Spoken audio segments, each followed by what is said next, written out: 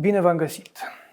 Creierul este organul care consumă cea mai mare cantitate de energie și locul unde au loc procesele gândirii. În același timp, el este centrul de comandă pentru sistemul nervos, locul în care se interpretează și se dă o reacție la semnalele venite din mediul ambiental sau din interiorul corpului. Cu timpul însă, din cauza vârstei, a stresului și a multor altor factori, creierul își pierde abilitățile, consecința fiind un număr însemnat de boli neurologice.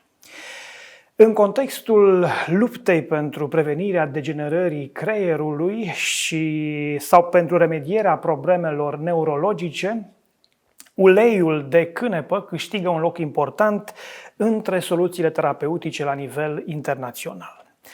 Pentru a ne lămuri asupra acestui aspect, vom discuta astăzi beneficiile pe care uleiul de cânepă, Cannabis sativa, le aduce în cazul bolilor neurologice, împreună cu domnii Daniel Hanganu, manager al clinicilor medicale Science Med, și domnul Andrei Apetrei, director de dezvoltare al HempMed Pharma.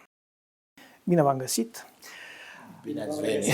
Aș începe prin a spune că, sau a sublinia că produsele pe bază de ulei de cânepe pe care le propuneți publicului sunt unice în lume datorită unei invenții, datorită unui brevet de invenție la nivel internațional pe care îl aveți și care vă permite ozonificarea uleiului de cânepă, lucru care amplifică de multe ori proprietățile naturale ale acestui produs excepțional generat de această plantă remarcabilă care este cânepa, varianta, să spunem așa, acceptată pe plan internațional, ținând cont că există o variantă a cânepei, Cannabis sativa indica, din care se produc și droguri. Aici aș veni cu o precizare. Deci sativa e una, indica este alta. Deci cannabis indica este cea care este cu un conținut ridicat de THC și intră în categoria plantelor halucinogene. Sativa este așa numita cânepă industrială pe care noi o folosim cu succes și care are nivelul de THC mult sub limita legală. Am înțeles. E important să știm, ținând cont că ați dezvoltat aceste produse atât pentru români, dar și pentru cei din afara țării. Am înțeles din episodul trecut că aveți deja un contract, o deschidere pentru India, unde puteți să produceți pentru 5 ani aceste produse. De unde obțineți cânepa și unde o prelucrați? Că este important să știți. Păi cânepa se obține în fermă la Alcos Bioprod, cealaltă firma noastră, care sunt acționari copiii noștri și suntem singura fermă din România agrementată ecologic pentru producția de cânepă. Acesta este produsul din care se extrage faimosul ulei cu CBD, este floarea de cânepă. Și în afară de floarea de cânepă, noi extragem și uleiul din semințe. Pot să vă spun că nu folosim nici un pesticid, nici un insecticid în creșterea producției de cânepă, ci totul este organic. Adică folosim îngrășăminte din râme, din alge, iar ca repelent sunt acei împotriva molilor, fluturilor, omizilor, folosim tot substanțe organice, în genere uleiuri esențiale foarte scumpe pentru combaterea lor. Din această cauză, produsul fiind 100% natural, nu are niciun alt efect colateral în produsele noastre. Deci produsul este un produs bulletproof, deci super safe. Faptul că în ultimii ani, atât România cât și pe plan internațional, produsele cu proprietăți terapeutice bazate pe uleiul de cânepă circulă, sunt admise, arată că s-a schimbat perspectiva asupra lor. Chiar dacă o vreme, așa cum știm, cânepa a fost interzisă atât în România cât și în alte părți, pentru că a fost asociată cu acea variantă de cânepă cannabis indica, care poate să producă și droguri.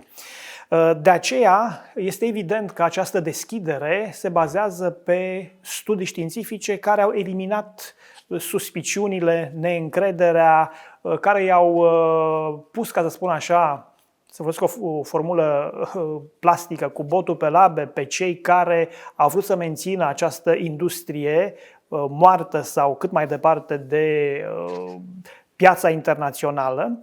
Este evident că sunt studii științifice care pun în evidență aceste proprietăți și elimină orice discuții. Despre ce studii vorbim și unde s-au realizat? Bun. Acum, există în acest moment, într-adevăr, o efervescență pe plan mondial. Probabil cannabidiolul sau CBD-ul este substanța cea mai studiată în acest moment în lume. Se fac undeva în jur de 2500-3000 de studii anual în lume pentru a descoperi efectele acestor uleiuri. Și vreau să vă spun că sunt lucruri cumva merg pe două direcții. Deci pe de o parte se studiază sistemul endocannabinoid. Acest sistem endocannabinoid este la fel de complex și la fel de important ca și sistemul nervos al organismului. Și sistemul endocannabinoid a început să fie studiat în urmă cu aproximativ 12 ani și se fac foarte multe studii. În esență, acest sistem endocannabinoid are două efecte foarte importante. Pe de o parte, funcționează ca un modulator al sistemului imunitar. Dacă vreți, funcționează ca un radar pentru sistemul imunitar, adică îi semnalează sistemul imunitar unde sunt problemele și atunci sistemul imunitar acționează acolo.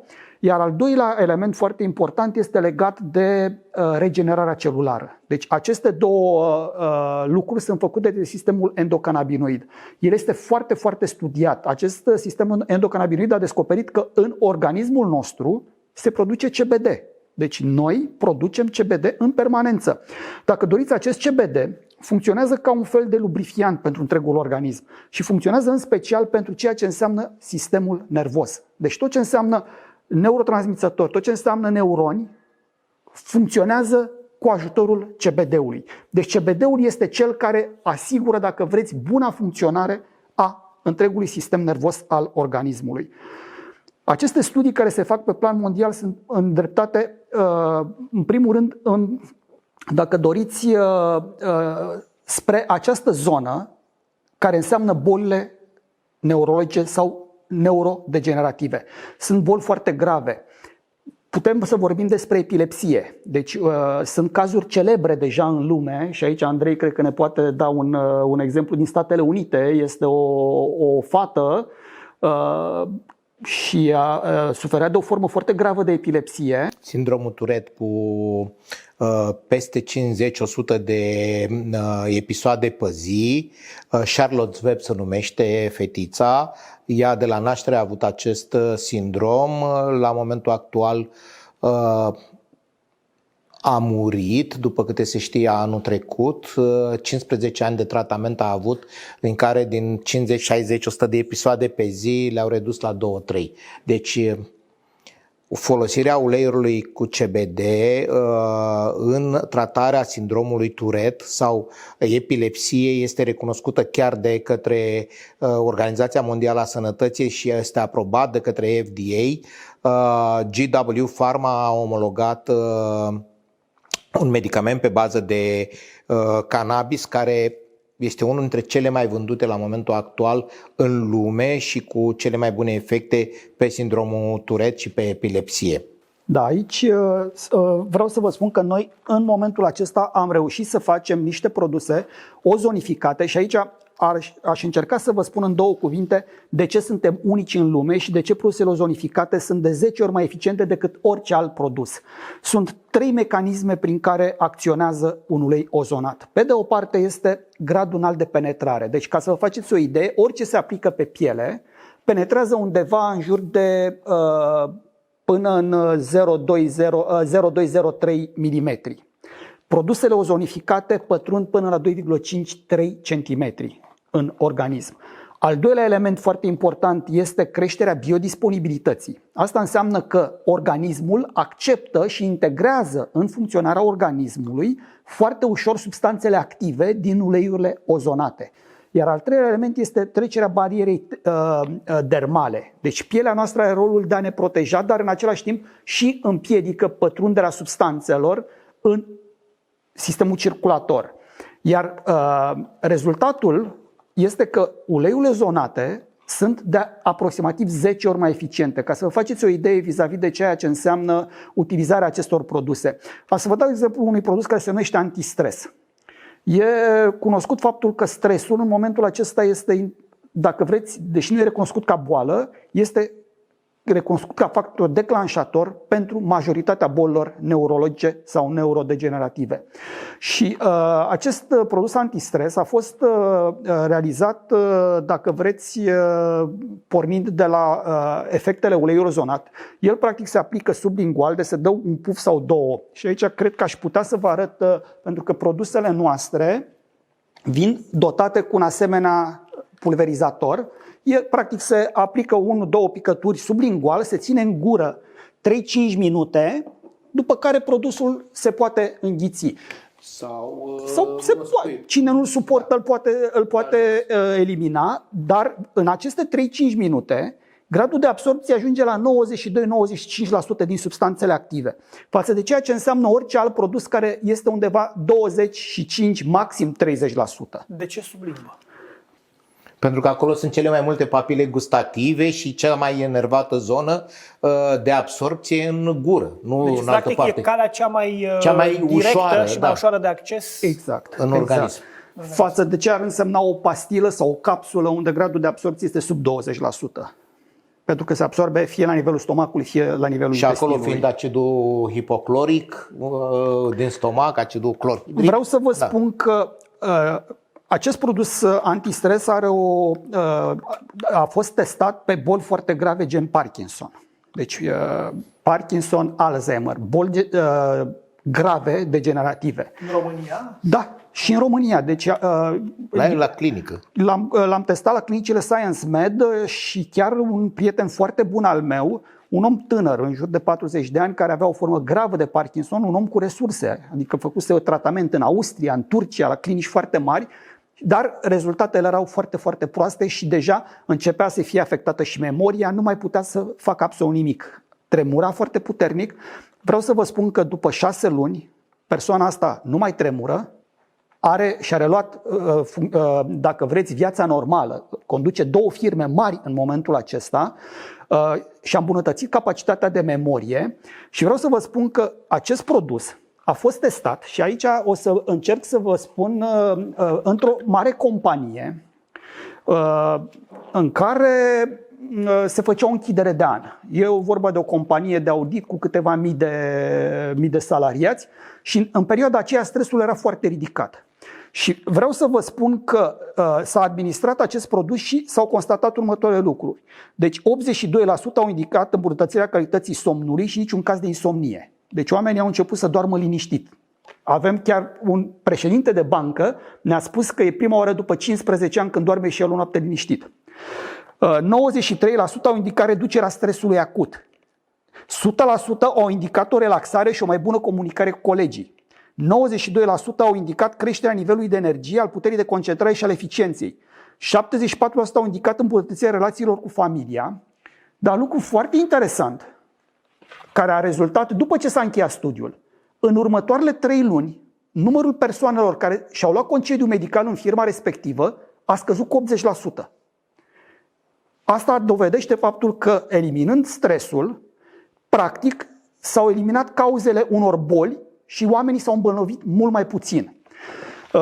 Vreau să vă spun că în acest moment, pe lângă produsul oarecum dedicat, antistres, există un produs pe care noi îl considerăm produsul cel mai bun al nostru și e adevărat că este și cel mai scump.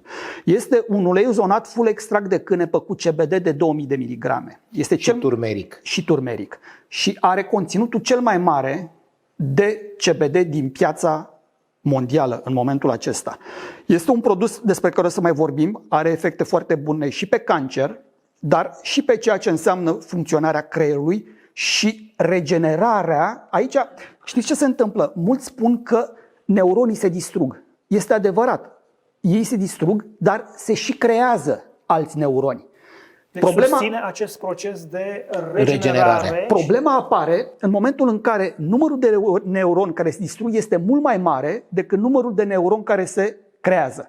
Atunci apar într-adevăr fenomene foarte grave, aceste fenomene degenerative, și vreau să vă spun că aceste produse, cu ajutorul sistemului endocannabinoid, reușesc să reechilibreze acest raport între neuronii distruși și neuronii creați și, mai mult decât atât, asigură legăturile neuronale. Deci problema nu este doar refacerea sinapsilor nervoase. Problema nu este doar distrugerea neuronilor. Problema majoră este distrugerea legăturii între neuroni. Și, practic, aceste produse acționează foarte, foarte bine la acest nivel al legăturilor neuronale. Le reface, le menține. Vreau să vă spun că una dintre capacitățile pe care le pierdem odată cu avansarea în vârstă și în special în aceste boli generative este memoria. Uităm. Se întâmplă să nu mai ținem minte uneori niște lucruri elementare, nu mai ținem minte unde stăm, sunt cazuri destul de grave. Ei, vreau să vă spun că s-au constatat îmbunătățiri ale memoriei, chiar avem cazuri cunoscuți direct, oameni care nu-și mai recunoșteau familia. Nu numai că nu mai recunoșteau familia, intervin eu aici, uitau să mănânce, uitau numele copiilor, uitau numele soției, uitau să se ducă la toaletă. Extraordinar! După 2 săptămâni de zile de utilizare de ulei cu CBD de 10%, pe românește folosim un limbaj neacademic, au început să facă mișto de copiilor. Le spuneau, îi încurcau în mod intenționat. Dar problema cea mai mare nu era numai el, era și soția dumnealui care trebuia să stea tot timpul după el. Aici intervine cea mai grea perioadă psihologică într-o relație de cuplu în vârstă, când soția sau soțul trebuie să te urmărească să nu faci greșeli, să nu te duci să pui mâna în foc, să știi când te oprești de la masă. Și atunci a fost o relaxare extraordinar de mare pentru familie, pentru că soția nu mai avea grijă de el, pentru că el își făcea treburile. Așa de bucuroși au fost încât nu spuneau. Au venit și au spus: domnul Petre, dați-mi 20 de flacoane deodată, le cumpăr, că sunt minunea de pe pământ.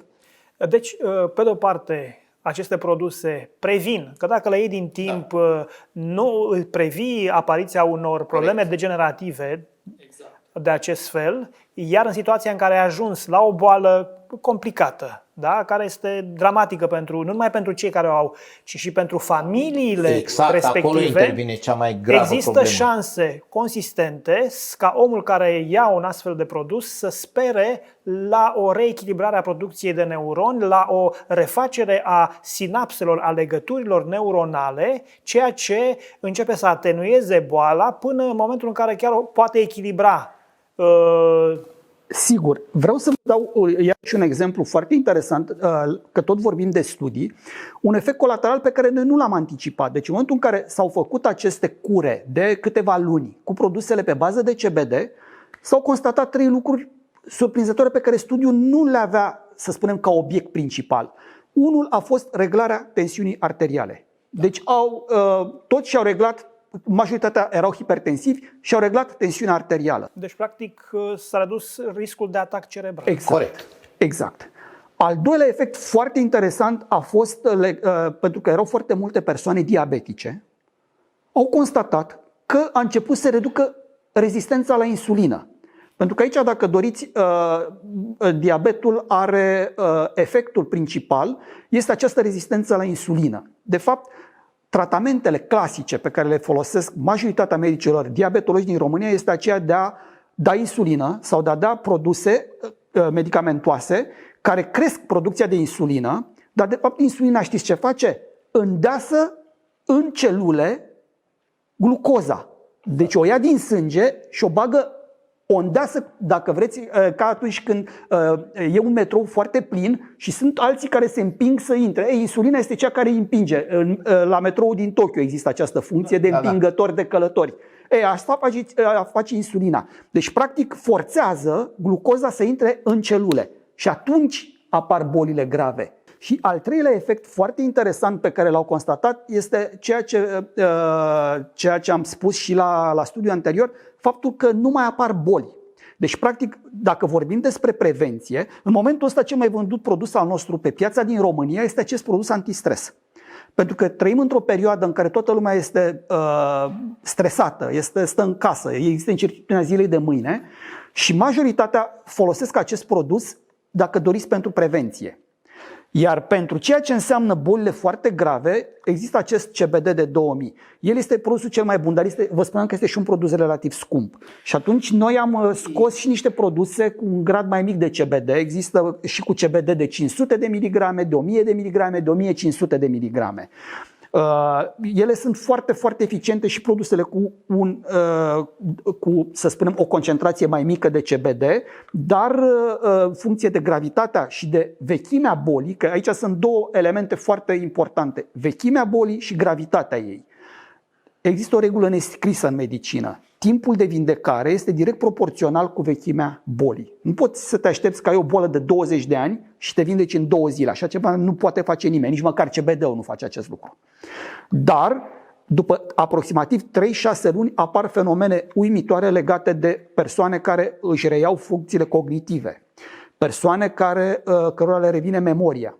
Și lucru care pe noi ne bucură foarte tare, se îmbunătățesc foarte mult relațiile între oameni. Nu mai suntem nervoși, suntem mult mai zen. Da, cred că este un termen foarte bun. Suntem mai zen, suntem mai relaxați, mai calmi, mai înțelegători unii față de ceilalți.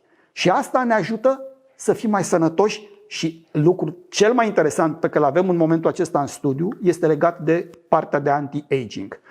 Chiar aici vreau să ajung, era poate ultima întrebare din acest episod. În ce măsură procesul de îmbătrânire este inhibat sau dacă se poate pune problema chiar a unei inversări, în sensul că prin stimularea regenerării celulare, organismul, ținând cont că știm că într-o viață omul își schimbă de multe ori absolut toate celulele corpului, inclusiv cele din oase. Deci noi la câțiva ani suntem absolut oameni noi. Corect. Aici o să-ți spun rezultatele studiilor din ultimul timp au constatat 3 lucruri foarte importante. Deci cel mai afectat sau zona cea mai afectată de îmbătrânire este zona creierului sau zona aceasta neurologică. Aici am explicat mai devreme, apar 2 fenomene în care uleiul ozonat cu CBD produs de Hammett Pharma este cel mai bun produs din lume în acest moment. Este vorba de ceea ce înseamnă refacerea sau, dacă vrei, stimularea producției de neuroni noi. Deci stimulează producția și în același timp încetinește distrugerea lor. Deci încet, încet sunt aduse la echilibru. Deci numărul de neuroni distruși este egalat de numărul de neuroni și atunci, practic, ajungem la vârste înaintate lucizi. Ne ajută mintea până la vârste foarte înaintate. Funcționează ireproșabil. Exact. Asta. Al doilea lucru este legat de această legătură neuronală. Deci spuneam că uleiul ozonate cu CBD funcționează ca un fel de lubrifiant pentru celulele organismului. Deci, practic, în momentul în care noi reușim să avem aceste legături neuronale stabile, iarăși ne menținem, dacă vrei, agilitatea, răspunsul, reflex, toate funcționează la parametri foarte buni.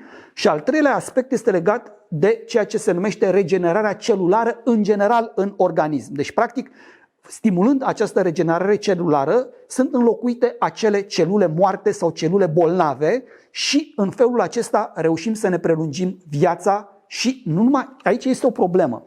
Nu ne propunem doar să prelungim viața, pentru că dacă ai o viață chinuită, în care stai într-un pat sau stai și chinui pe cei din familie, aia nu-i viață.